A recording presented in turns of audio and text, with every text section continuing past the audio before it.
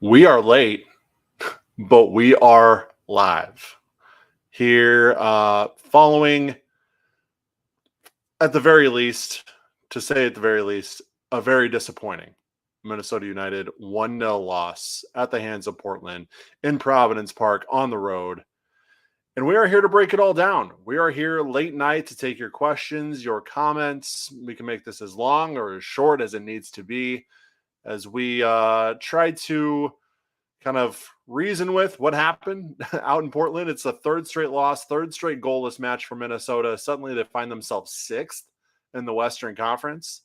And it's not going to get any easier with LAFC on Tuesday back at home at Allianz Field. But yes, we are here for Post Loons. It is September 10th, 2022. Will probably be September 11th, 2022 as we finish things up here. Hold on, I got to sneeze real quick. I'm going to turn on the cough button so you guys don't have to hear.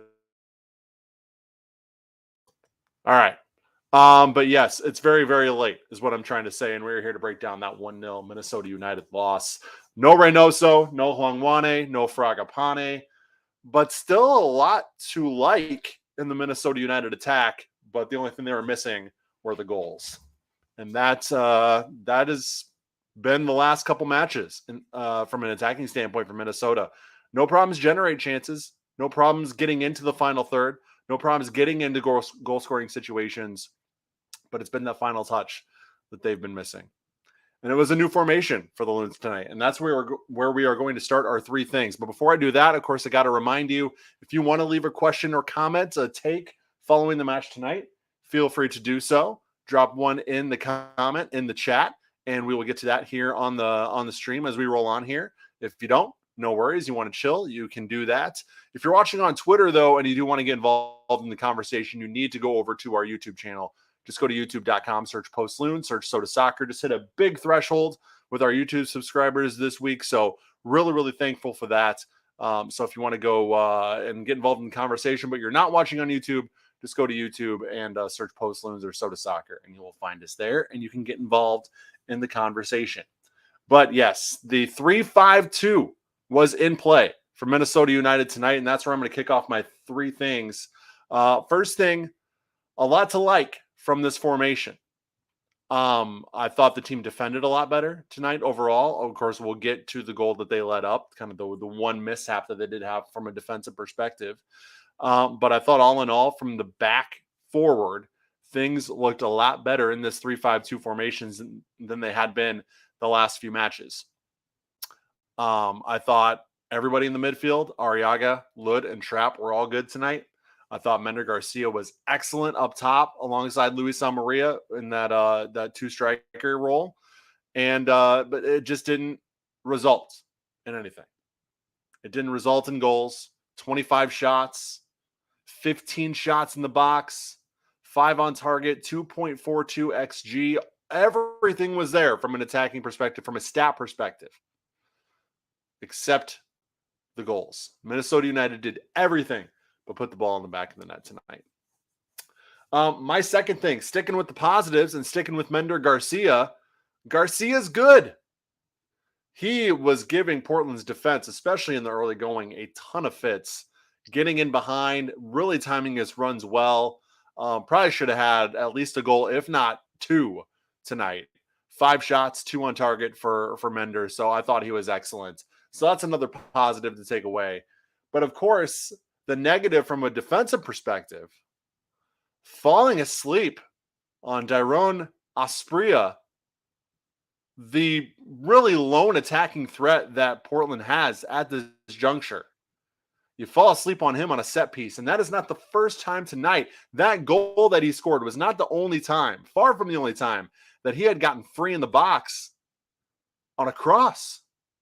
Yes, he's got leaping ability, but my goodness, there was 3 or 4 times that he had gotten ahead to a cross, and of course, in the 61st minute, he puts that one away, and that ends up being the winner for Portland. So just a defensive breakdown, not only on the actual corner itself, but you have Brent Coleman, who basically gives the ball away to give up that corner, right? So it's just not a good stretch for that entire run, giving up the corner and then giving up the goal. But I think all in all, defensively, Minnesota United did well, but that was a really sort of bad stretch that obviously they paid for, giving up that goal. And Adrian Heath said as much in the post-game press conference, said it was more of an accumulation of giving up that corner, not being well positioned defensively on the corner kick itself. Michael Boxall added some context to it, just talking about how, a lack of positioning and a lack of awareness really led to that goal. So yeah, it's not a great moment there for Minnesota, and otherwise great performance. And it cost them the goal, and it cost them any points in this one. If you guys have any questions or comments, I know there's not many watching right now. We're pushing midnight here. It's actually 11:59 as I say this, so I'm not expecting too many questions or comments. But if you are watching and want to get involved in the conversation, feel free to do so. And while you're doing that, if you're doing that, I'm going to go ahead and shout out our friends over at 9th Street Soccer and Coffee. 801 South 9th Street, Minneapolis is where you can find our friends over at 9th Street Soccer and Coffee. I actually was just there earlier this week. I shot our friend Derek Swanson, co-founder of 9th Street, a text. I was kind of in the neighborhood. I asked him if he was there. He said he was. I stopped by. Now, I had already had like a full pot of coffee in the morning before I went there in the afternoon. So I didn't want any coffee. But I was feeling a little dehydrated. I didn't bring my water with me where I was going, so I definitely needed something that was going to hydrate me. I didn't just want a bottle of water. They gave me this this tea drink in a can, and it did the trick. It tasted excellent. I got the raspberry version. I cannot remember for the life of me the name of it, but basically whatever kind of drink you need, alcoholic or non-alcoholic, they can hook you up with over at 9th Street Soccer and Coffee there in the coffee shop, which I guess is now a coffee shop / bar. Considering they're selling a few different beer items on tap right now. But yes, if you are a fan of the soccer, you can go check out the coffee shop, watch soccer on the TV. I was watching Champions League while I was there this week. Or if you are a player of the soccer, you enjoy getting out on the pitch and doing your thing, they have pickup matches all week long, pretty much every night of the week. Regular pickup, 40-plus pickup, women's only pickup, doesn't matter. You can compete over at 9th Street Soccer and Coffee if you'd like. So hit them up. 9thstreetmpls.com. That's NINTHSTREET MPLS.com. It's also how you can find them on Twitter and Instagram at 9th Street MPLS. You can also check them out. Like I said, 801 South 9th Street in Minneapolis. Online, 9thstreetmpls.com. Big thanks to our friends over at 9th Street Soccer and Coffee for supporting Post Loons. So we're going to go get into these match moments now. And a lot of these are actually pretty positive for Minnesota, generating chances. But as we mentioned, it was just that final touch they were missing. 5th minute, Char gets some space in the box for a header off a nice cross, but he doesn't get a good head to it. It pops over the bar. Common theme, Minnesota United giving up good opportunities off crosses. 10th minute, a trio of golden opportunities for the Loons to get out in front, but they go astray as the lid whiffs from inside the 6 on a nice flicked-on corner. Garcia gets a shot deep in the box, but it's saved brilliantly by Ivicic, and Maria's header off the rebound is also denied off a Portland defender. 15th minute, Garcia again, this time he times a run extremely well to get free in the box for a long ball, but his point-blank shot ends up wide of goal. 29th minute, Asprilla finds enough space on the receiving end of a cross to try the bike, but it's blocked. Portland finds their attacking legs here just about the half-hour mark. 33rd minute, Asprilla yet again getting his head to a cross, but it's up over the bar. And that's kind of how the Timbers just kept continually attacking Minnesota, getting the ball out on the flanks, crossing the bar in, letting Asprilla leap and do his thing and try to get a head on it. 36th minute, another great chance for the Loons as the ball pinballs around after a corner, eventually finds the right foot of Garcia on the turnaround, but once again, his close shot hits the outside netting. And that really did it for the first half. Second half, 61st minute, this is where you get the goal. Asprilla finally gets one to go off the corner with a nice near post header to put the home side ahead in the second half. 65th minute, Trapp lets a rocket rip from outside the 18. He does this a lot where he does not get cheated when he has the opportunity to take a strike. He puts full boot into it as he does here. And this one is on goal. So usually it's off to the side, over the bar, but this one is on net, requires a nice save from Ivicic. 76th minute, Boxall makes his way all the way up to the byline, sending a centering pass to Garcia, who back heels one towards goal, but wide. 83rd minute, really the last gasp here for Minnesota. Garcia breaks loose on the left with the ball and centers one for Amaria, but the Paraguayan's point-blank boot pops up over the bar. another missed opportunity, and the final missed opportunity for Minnesota. The only sub of the match made in the 90th minute as Nico Hansen comes on for Brent Coleman. Adrian Heath basically said post-game, he's basically said, why would I make a sub? The team had been looking really good on the pitch. They had been doing everything we asked them to do. They had been having no problem generating chances. Why would he want to break that up if you need to generate chances to try to get a goal? And I'll kind of go on the side of defending the not many subs, because you need a goal. Who are you going to bring in to give you a better opportunity to score? Another sneeze, sorry. Woo! All right. And let's keep going here. Who else are you going to bring in to give you a better opportunity to get a goal than the people you have on the pitch? Garcia, Amaria up top. Wood in there as well. Trapp has been doing well. Who else is going to give you a better opportunity? Abu Danladi is really your only other forward that you have to come in off the bench. Think he's going to give you a better opportunity than Amaria or Garcia? I don't think so, personally. So you have to look at who is on the bench and who your options are and what the situation dictates. So I don't necessarily blame Heath from that perspective for not making any subs, but yes, I mean, you do have basically 2 days off, and then you're back at it Tuesday night against LAFC. So, I think there was a time to bring in a few more subs and give them the opportunity, maybe give guys a little bit of an extra rest heading into that one. But you also needed the points tonight. You didn't get them, but you needed to play for them. And so I can't blame Heath there either. Any questions or comments? Again, I'm going to call that out. Go ahead and drop those in the chat. And I'm going to shout out our friends over at Pentz Homes. PENTZHomes.com is where you can hit them up and check out their just a ton of 5-star reviews over at Pentz Homes. They are excellent at what they do.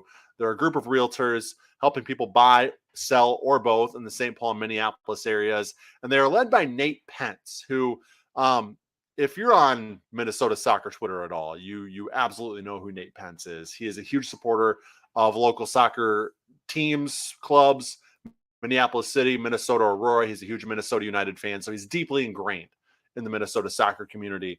But he and his team also do a damn good job of helping people either get into a new home if they're buying, getting top dollar for their current home if they're selling, or doing both at the same time, which, as somebody who did that about a year and a half ago, can tell you it's a very, very stressful process. Wouldn't wish it upon my worst enemy. So you need somebody like Nate and his team there with you to help take as much stress off your shoulders as humanly possible during that process. And that's what Nate and his team do. They're a very chill team. They work with you. They understand your needs. They have the technology to help you as well. So hit them up, give them the opportunity to earn your business. Either pentzhomes.com, you can see right there, PENTZhomes.com, or you can email Nate directly. You see his name, NATE @pentzhomes.com is the email address to hit him up and learn more about how Pentz Homes can help you out if you are in the market.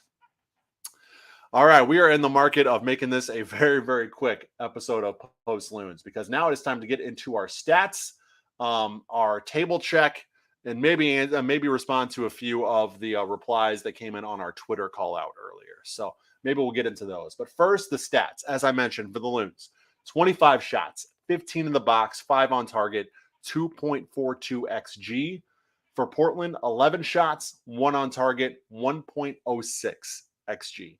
So this is the second match in a row where you have significantly won the XG battle, but lost the match on the scoreline. Also, the second match in a row, you generated a lot of chances inside the box specifically, and nothing has come from it too. So that is a cause for concern. Well, you can look at it two ways. You can look at it as a cause for concern, this team can't finish, or cause for optimism. Hey, we're still there. We're still generating opportunities. Get Reynoso, Fragapane, Hlongwane back, and those are in the back of the net. 3 goals in 4 matches now for Asprilla. So he was the guy who you had to sort of keep an eye on. You did so for most of the match, but obviously falling asleep there on the goal. And here's the big one for me that sort of indicates just kind of how missed opportunity this was for the Loons. This is Portland's first clean sheet in 11 matches. Think about that. This is a defense that has let in quite a few goals. They've been on a good run lately, but let in quite a few goals. And you can't get one across against them. That's got to be disappointing for Adrian Heath and co. Now looking at the table. So Loons currently 6th on 44 points. Minnesota does have a game in hand on the next 3 teams in front. Portland on 45 points, Nashville on 46 points, and Dallas on 49 points. You have a game in hand on each of those 3 teams. So, all is not lost. We're not pulling the ripcord yet. You are 4 points off of the playoff line. Somehow, RSL did not beat DC United at home tonight. It was a 0-0 draw. So you're still a point ahead of them. They're 7th. And then LA Galaxy is actually back on 40 points. They're in 8th. So you do have a 4-point buffer there on the playoff line for Minnesota. So I think the odds to make the playoffs still very much in Minnesota United's favor. Obviously, that big goal of the team, though, was hosting a playoff match at Allianz Field. That's still in play. Adrian Heath said, we win a couple matches, over this next week. We're right back where we want to be. You're back home against LAFC on Tuesday.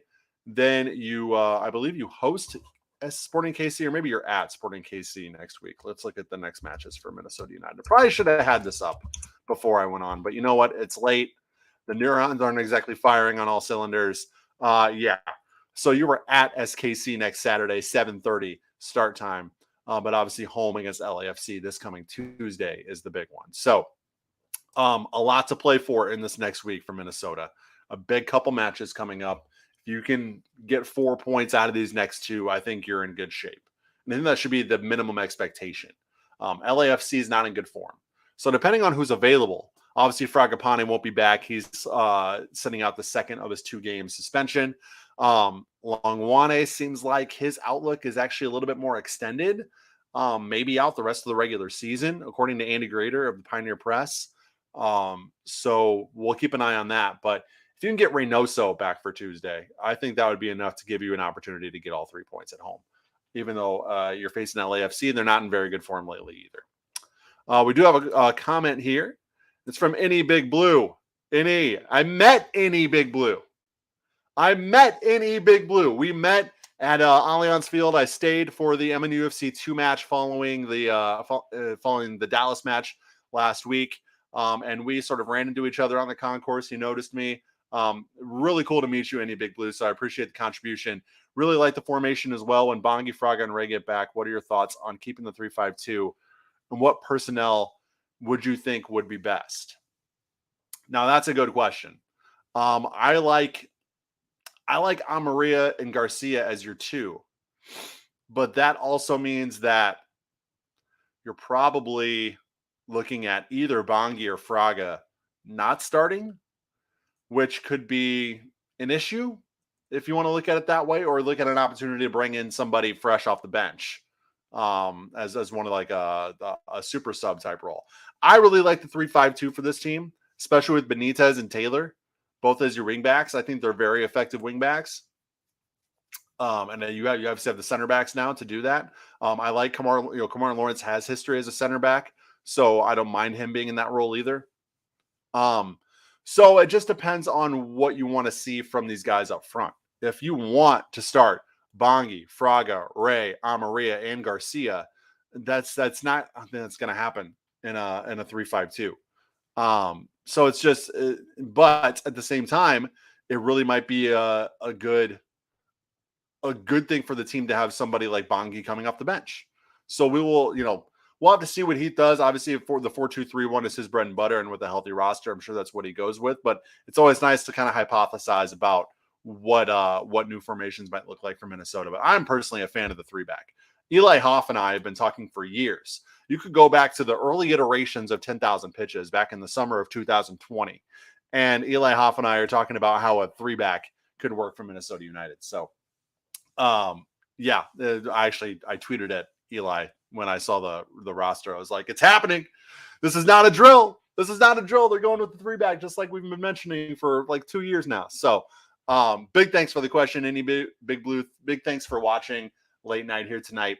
And we did, on the Sota Soccer Twitter, we always kind of put out a call out for like full-time thoughts. What did you think of the match. And there are a few good ones here in the replies on Sota Soccer. So let me go ahead and read through those. Nola M. Add any big blue right here again. He says we had the chances, point blank. Saves were just the luck of the draw. We had men in the right places at the right time. Nothing seemed to find the back of the net. Yeah, frustrating night. Seth Trepto at Trepty says it's definitely not all his fault, especially the lack of scoring, but another Coleman mistake leads to the corner where we concede. It's been a rough few games from him since he took over. Yeah, I mean, look, the quality is different, obviously, between Dabasi and Coleman. It's all about your expectations for Coleman, right? If you expect him to be at the level of Dabasi, you're going to be disappointed. If you expect him to be serviceable, then I think that's kind of more accurate in terms of his contribution to the team.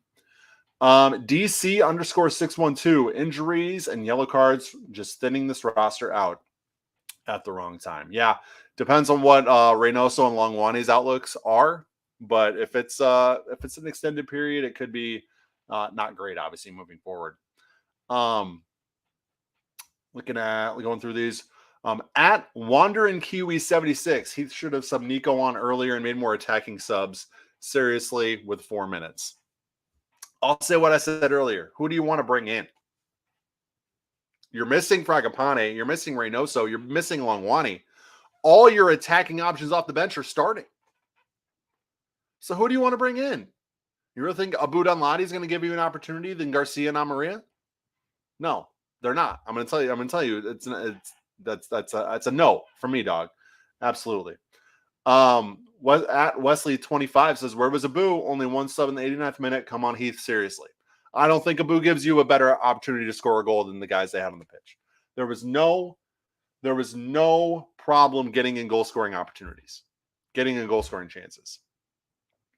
So in this instance, there have been tons of opportunities to criticize Heath about subs over the last 2 years, and they have been valid. I don't necessarily think in this case, in this match, those criticisms are valid. All right, so looking ahead, as we mentioned, Tuesday night is the match that just gets even bigger by the loss, right? It's at home. It's against LAFC. Now, they're not the big, bad LAFC that we saw just a few weeks ago. They are on a bit of a downswing here. So, especially if Reynoso's back, I think this could be a really good opportunity to get back on track with 3 points for Minnesota. If he's not, maybe roll the 3-5-2 again. See if you can put some shots away.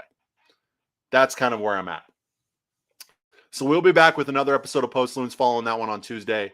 Big thanks for all the support, guys. Big thanks for sticking with me late night. Big thanks to everybody who's listening after the fact on the podcast. I'm sure that's where we're going to get a lot of our consumption of this is after the fact on the podcast. So thank you to everyone for tuning in, whether you're tuning in live or after the fact. I very much appreciate it. Back at it again Tuesday night after the match against LAFC. Enjoy the rest of your weekend, everybody. See ya.